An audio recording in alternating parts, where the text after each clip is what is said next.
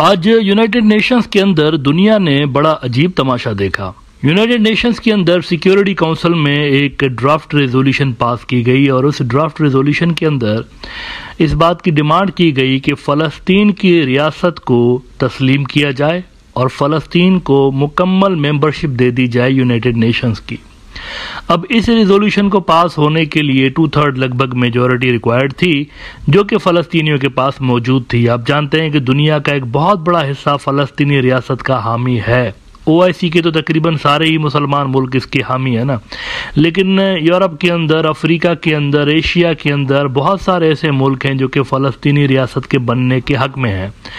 अब हुआ ये कि जब ये रेजोल्यूशन आने लगी तो अमेरिकन ने सरप्राइजिंगली पहले मरहले में पैलेस्टीनियन अथॉरिटी जो है उनको उन्होंने रिक्वेस्ट की कि आप इस रेजोल्यूशन को रुकवाएं, फिलहाल इसको रुकवाएं, बात करते हैं इस पे आगे और कंसेंसस बिल्ड करते हैं। अच्छा, एक तो ये अजीब बात है, कंसेंसस किस बात के है? मतलब ये तो शुरू से लेके अमेरिकन दुनिया के सामने झूठ बोलते आए हुए हैं कि हम तो 2 स्टेट सोल्यूशन को मानते हैं, हम तो चाहते हैं यहाँ फ़लस्तीनी रियासत होनी चाहिए। और अब जब उसकी रिजोल्यूशन आ रही है तो उसको वो टाल मटोल से काम लेते रहे। तो उन्होंने फ़लस्तीनी अथॉरिटी को कहा कि आप इस रेजोल्यूशन को फिलहाल होल्ड कराएं, लेकिन फ़लस्तीनी अथॉरिटी ने, महमूद अब्बास ने कहा कि नहीं, ये होल्ड नहीं होगी। एक्सोएस न्यूज़ ने इस पर रिपोर्ट लगाई कि Palestinian president rejected US request to hold off on UN membership vote. अच्छा, अब वोट हुआ, अमेरिका की जो रिक्वेस्ट थी उसको रिजेक्ट कर दिया, तो वोट हुआ इसके ऊपर। वोट का रिजल्ट जानकर आप अगर फ़लस्तीन के सपोर्टर हैं तो आपको अफसोस होगा। हुआ ये कि वहां पर 15 में से जो 12 मेंबर मुल्क थे सिक्योरिटी काउंसिल के, उन्होंने फ़लस्तीनी रियासत बनने के हक में वोट दे दिया। उन्होंने कहा कि बिल्कुल बननी चाहिए। 15 में से 12, इसका मतलब है कि टेक्निकली जितनी रिक्वायरमेंट थी फ़लस्तीनियों ने हासिल कर ली। टेक्निकली उनके पास रिक्वायर्ड नंबर्स हैं अपनी रियासत लेने के लिए यूनाइटेड नेशंस से, वो मरहला इन्होंने पास कर दिया। लेकिन 2 मुल्क ऐसे थे जो कि एब्सेंट रहे। एक तो स्विट्जरलैंड था, जो कि मेरे लिए सरप्राइजिंग था कि ये कहाँ से आ गए इस दरमियान, ये थोड़ा बहुत न्यूट्रल रहते हैं, लेकिन यहाँ पर वो एब्सेंट रहे और UK एब्सेंट रहा। इस पर कोई हैरत नहीं थी। ऋषि सुनाक की रिजीम जो है वो प्रो इजराइल रिजीम है, इनके लिए पता था। लेकिन अमेरिका ने इस रेजोल्यूशन को वीटो कर दिया। अब जो कि वीटो हो गई तो फिर इसका मतलब है कि आगे ये फिलहाल नहीं बढ़ सकती, इसको दोबारा से पास करवाना पड़ेगा, यानी कि इसको दोबारा से पेश करके अमेरिका के जो कंसर्न्स है वो रिमूव करके और दोबारा इसको अप्रूव करवाना पड़ेगा। अमेरिका ने वीटो क्यों किया है ये क्लियर नहीं है। तो वो आए बाएं शाएं इधर उधर की वो लफाजी नहीं होती फजूल किस्म की, मतलब डस्टबिन में डालने जैसे आर्ग्यूमेंट्स, ऐसा ही बस फजूल किस्म के कि नहीं हम ना ऐसा मिडिल ईस्ट चाहते हैं जिसमें इजराइल इंटीग्रल पार्ट हो, इजराइल वहाँ पर ऐसा ना हो कि वो मतलब घोड़ों में गधा खड़ा हुआ इस तरह का ना हो। हम ऐसा मिडिल ईस्ट चाहते हैं कि जहाँ पर सारे के सारे मिलजुल के रहें, प्यार मोहब्बत से रहें, एक अजीब व गरीब किस्म के वो वहाँ पर एक्सप्लेनेशंस देते रहे। राइटर्स खबर लगा रहा है कि US stops UN from recognizing a Palestinian state through membership. It vetoed a draft resolution that recommended to the 193-member UN General Assembly that the state of Palestine be admitted to membership of the UN. Britain and Switzerland abstained, while the remaining 12 council members voted yes.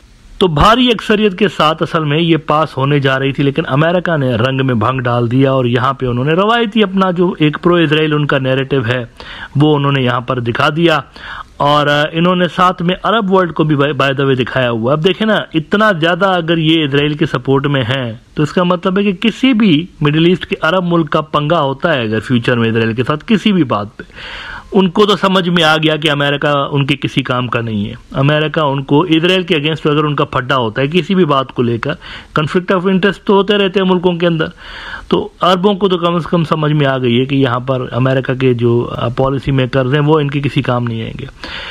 अच्छा, वहां पे meanwhile इतना ज्यादा ये लाताल्लुक हैं और Israeli इतना ज्यादा इनको, वो कहते हैं ना, बिल्कुल घास नहीं डालते कि रफा के ऊपर हमला करने की प्लानिंग हो रही है, अमेरिकन को पता ही नहीं।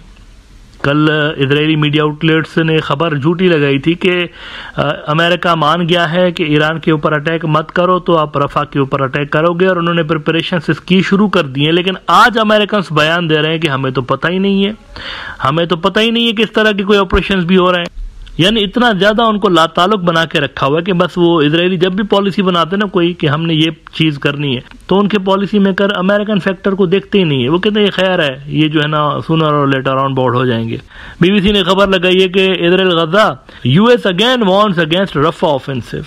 दूसरी मरतबा उन्होंने वार्निंग दी। हालांकि इजरायली मीडिया कह रहा था कि अप्रूवल मिल गया है, लेकिन यहाँ बीबीसी कह रहा है कि अप्रूवल नहीं मिला। अमेरिकन ने वार्निंग दी है कि ये मत करिएगा। US officials have again raised concerns with their Israeli counterparts about Israel's plan for military operations in the southern Gaza city of रफा।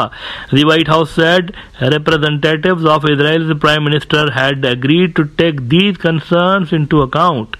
The US has repeatedly urged Israel not to launch a major offensive in Rafah to avoid more civilian casualties in Gaza. तो आप देखें कि Iran के ऊपर हमला करने से पहले आखिर में इनको बताते हैं खाना पूरी के लिए, फॉर्म फिलिंग के लिए आखिरी मिनट पे बताया इनको कि हम ईरान के ऊपर हमला करने जा रहे हैं। 3 ड्रोन्स भेज दिए ईरान के अंदर, इस्फहान में जो फैसिलिटीज हैं उनको टारगेट करने के लिए। मरियल से ड्रोन ऐसे भेज दिए जो कि शूट डाउन हो गए, लेकिन आखिर में बताया उनको आखिरी मिनट पे कि हम ये करने जा रहे हैं। यानी कि डिस्कस नहीं किया, इन्फॉर्म किया उनको। अमेरिकन उनको पहले कह रहे थे हमसे डिस्कस करिएगा, क्योंकि जब सीरिया के अंदर अमेरिकन काउंसलेट के ऊपर उन्होंने हमला किया था इजरायलियों ने, तो अमेरिका को पता नहीं था इस चीज का। अमेरिकन खुद कहते हैं हमें पता नहीं था। उन्होंने ईरान को भी बताया कि हमें पता नहीं था।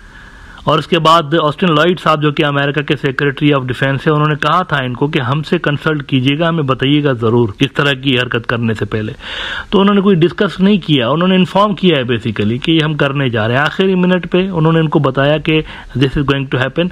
और यहाँ पर भी आप देखिए कि रफा के हवाले से इनको पता नहीं अमेरिकन को, और उधर से वो तैयारी कर रहे हैं ब्रिगेड्स मजीद वहां पर भेजने की और मजीद अपने फौजी वहां पर भेजने की। बल्कि एयर स्ट्राइक्स तो वहां पर शुरू हो गए ना। रफा के अंदर इतला आ रही है कल परसों से लेकर के वहां पर गाहे बगाहे time to time air strikes हो रही हैं वहां के मुख्तलिफ एरियाज के अंदर रफा में। तो वहां पर एक तरह से सॉफ्ट बिगिनिंग हो भी चुकी है, लेकिन ये कह रहे हैं हमें पता नहीं है अमेरिकन को। भाई किस किस्म की सुपर पावर है आप? आपका अपना छोटू, यानी जो कि चलता ही आपकी मिलिट्री असिस्टेंस के ऊपर है मुकम्मल तौर पर, आपकी डिप्लोमेटिक मोरल फाइनेंशियल सपोर्ट पे चलता है, वो ही आपके कहे में नहीं है, वही आपसे पूछे बिना डिसीजंस लेता फिरता है। और आपको शिकायत इस बात पे है कि दुनिया हमारी बात नहीं सुन रही आजकल, वो रूल बेस्ड ऑर्डर जो हमारा वो गिर रहा है। तो अमेरिकन पॉलिसी मेकर्स को पहले अपने ड्यूअल स्टैंडर्ड्स के ऊपर नजर रखनी चाहिए कि वो जो पॉलिसीज बनाते हैं उसमें दोहरा मायार होता है।